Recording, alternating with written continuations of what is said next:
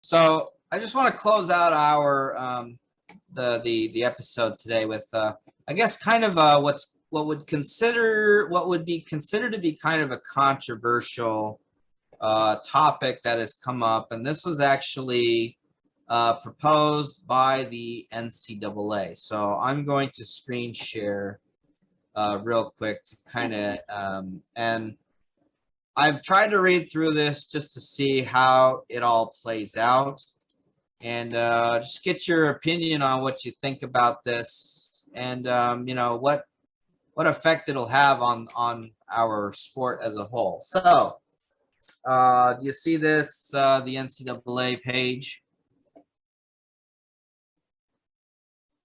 So Division I Proposal 2019-50, and so recruiting, tryout exceptions, state, regional, national, or international training programs, remove men's wrestling.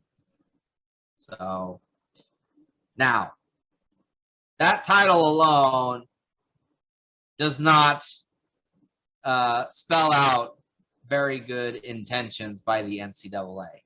Now, so they are actually going to vote on this upcoming week.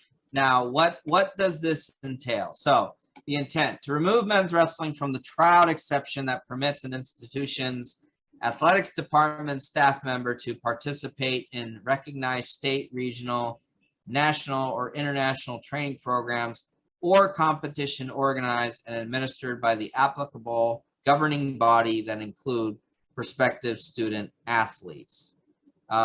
This source is coming from the MAC and the Southern Conference. Effective date would be August 1st of this year. It is an amendment, and it affects the areas of recruiting. So their rationale, what specifically it means. In recent years, Division I men's wrestling coaches have seen the focus of USA Wrestling regional training centers shift from the development of enrolled students for national and international competitions to the recruitment of prospective student athletes. Institutions hosting USA Wrestling regional training centers are provided additional access to prospective student athletes in a difficult to regulate environment.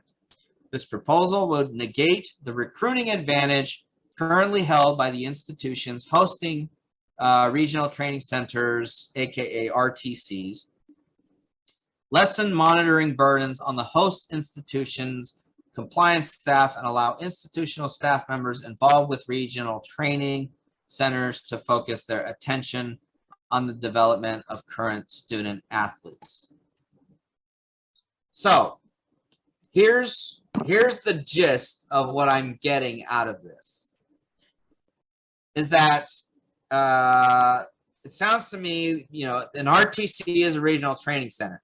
They're all over the country, obviously, and right. They, you know, USA Wrestling, and I'm very sure other sporting bodies use RTCs for developing, you know, the student athletes and also athletes for, you know, competitions and things like that. So what I've tried to read from other letters, you know, other articles and such, it seems that the NCAA has noticed that coaches or staff at the RTCs have been courting recruits a lot more than focusing on current athletes. At least that's what at least that's the perspective of the NCAA. So again, this almost seems like that the NCAA is saying you need to focus. It sounds like they would regulate RTCs and would tell the staff there that you have to focus on the current athletes. You can't bring in prospective recruits, is what this is sounding like. Now, before I get your commentary on just this part, because there is going to be another part that I want to go over. So I want to just kind of read this through. Then I want to get your commentary on this before I go to the letter that the U.S. Olympic Committee wrote to the NCAA. So this commitment addressed by proposal, the commitment to integrity and sportsmanship, is the proposal consequential or nationally significant? Obviously, the answer is yes. This proposal is nationally significant as it has substantial impact on all institutions that sponsor men's wrestling. Is the proposal enforceable, and how do the merits outweigh monitoring burdens? Yes, this proposal would lessen the monitoring burdens on institutions, as prospective student athletes would no longer be permitted to participate in RTCs. How does the proposal support student athlete success well-being? This proposal would strengthen student athlete success as it would allow institutional staff members involved with RTCs to focus their attention on current student athletes. No budget impact, no impact on student athletes' time. So again, they want to, and it looks like this has been in the works for a long time. It was delayed by COVID. They were ready to vote in February, but it looks like they did not. And then there was a proposal clarifying that it applies only to men's wrestling. So in short, Matthew, the NCAA is saying that they're going to regulate the RTCs, and they do not want prospective athletes or recruits coming into the RTCs. That's what it sounds like to me. Matthew, your take on that? You know, is the NCAA overstepping its bounds? Yes, this has absolutely nothing to do with them. If this is all about RTCs, they have no business regulating this. This is like these guys aren't even competing. It's like this has no significance to competition. It says so in the thing. Like, and how in the world are they supposed to get new athletes? Like, how are these regional training centers supposed to get new athletes? Like, what are they thinking? So I think the NCAA, because I think some of the schools are actually running the RTCs. That from what I've been reading, which is why the NCAA is trying to get themselves involved with this. Again, though, you know, I think this comes down to another, you know, mishap by the NCAA where, again, hey, we've seen what they've done in the past, and they are really not, they're not friendly when it comes to men's wrestling. You know, we bent over backwards for them. You know, we've been bringing up women's wrestling, and then they're bringing this on us. This is a power play. They don't like our sport. No, they don't like our sport. It's like they've done so many things to hamstring it. And now this is just their way of getting more control over something that has nothing to do with the athletic season. These guys probably aren't even. It's like we could be talking about, you know, these training centers.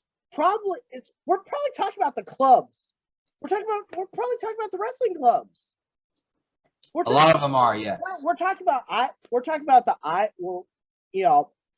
WC, New York A. I don't know if there's one in New York AC, but whatever the Penn State one is, like I think it's like the Lion AC or something like that. I think it's Nittany Lion Club. We're talking about programs that run outside of its. Like, well, and you know, it's like, how are you supposed to attract prospective wrestlers to your school if you can't recruit, say someone retired, how do you fill that spot? Yeah. So you know, at least from what this is saying, is absolutely ludicrous. If you want to force these clubs to move to like off campus somewhere, sure, by all means enact it. Like, I don't know if that's what their goal is, or if you want to give business to the NAIA, then by all means. But this is ludicrous. This has absolutely nothing to do with the NCAA. This is outside of season. This has nothing to do with them. This is crap. So there is a letter. Yeah, no, I get it. I'm looking at this. I'm thinking, well, you know, again, this is another overreach, in my opinion, by the NCAA. And past litigation needs to start immediately by USA Wrestling. So the United States Olympic and Paralympic Committee penned an open letter to the NCAA Division I Council, addressed, let me see, it was written on March 25th, addressed to Mr. Shane Lyons, who is the chairman of the NCAA Division I Council. Dear Mr. Lyons, on behalf of the USOPC, Collegiate Advisory Council, and USA Wrestling leaders, we're asking the NCAA D1 Council to delay action on NCAA Proposal 2019-50 during the April 13-14 meeting. The letter outlines the regional training center history and why more vetting is needed given the landscape changes that have occurred since the proposal was conceived. Our shared stakeholders are concerned that this proposal will negatively impact elite prospective student athlete opportunities and may stifle women's wrestling growth. As proposed, this legislation will not resolve the broader recruiting abuses. Rather, it will diminish national team development opportunities for our country's elite student athletes. So it seems to me that, I mean, judging by this first paragraph, and again, you don't hear about this often when it comes to wrestling, because I don't think, you know, I don't think they would be as sleazy when it comes to trying to recruit, you know, wrestlers as it comes to some of the other money-making sports, you know, like football and basketball.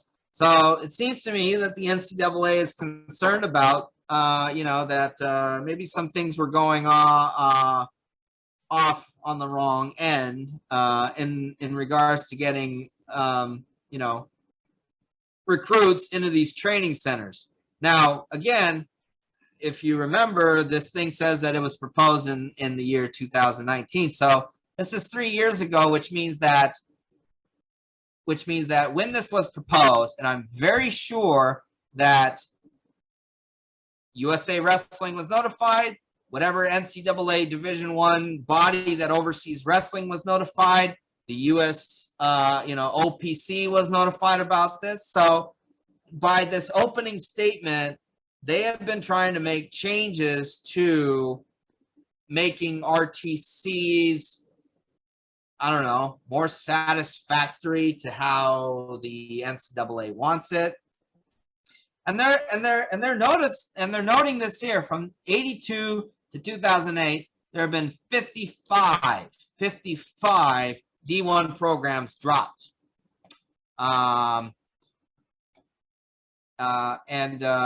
You know, there were fears that college wrestling would soon be eliminated, similar to college boxing. And then on the heels of the 2008 crisis, 12 more programs were dropped from D1 between 2008 and 2012.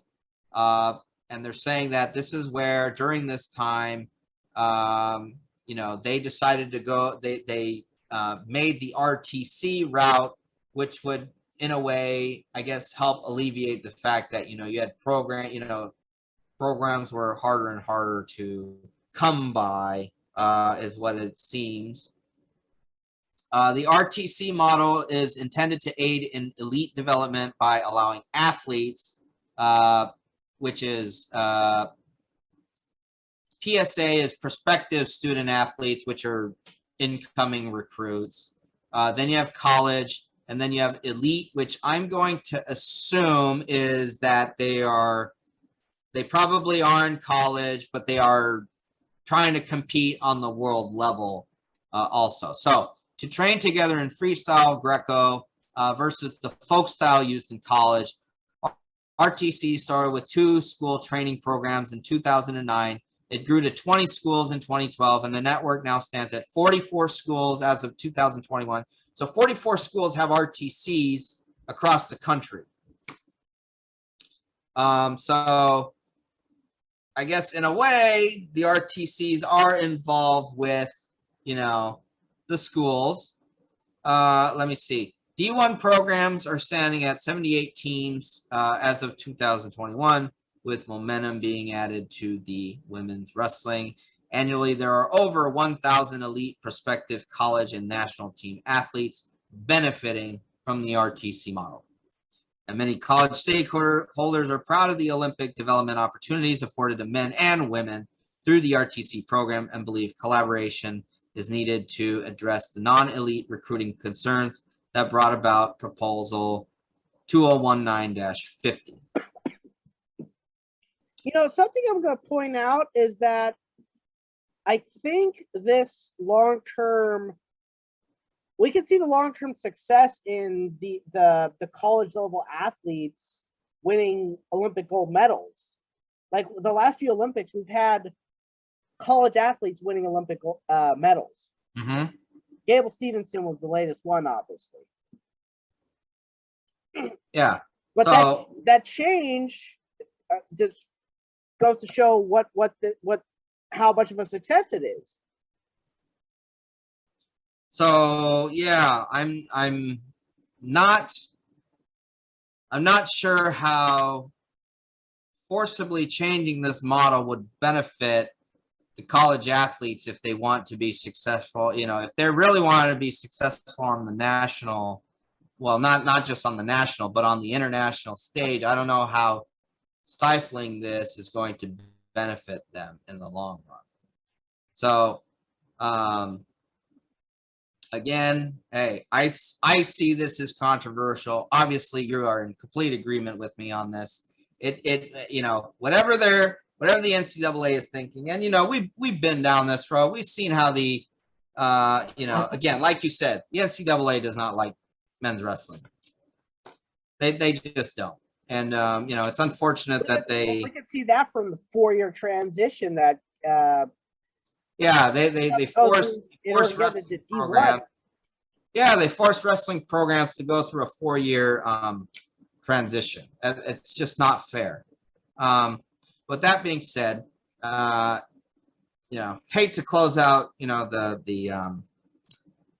close it out on such a controversial topic on something like this, which is why, to any of our listeners or to anyone who, really has insight about this, we'd like to offer an open invitation to anyone who has more insight onto NCAA Division I Proposal 2019-50. We'd like to invite anyone who wants to, again, we're really small, but an open invitation to anyone who wants to come on to our podcast and maybe who has more insight about this, why the NCAA decided that they wanted to do this, what the implications are going to be, what is the history behind the NCAA wanting to seemingly regulate the RTCs, how the RTCs have grown. We'd really like to get, some insight on this, and we really hope that, this would, just regulating it like the NCAA is proposing, at least the way that we're interpreting this, is not great. So again, if you'd like to reach out to us, we are very open to having someone on the podcast, to just discuss this. And the ways that you can find us.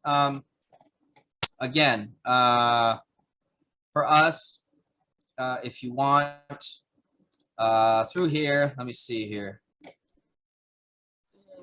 Where is it?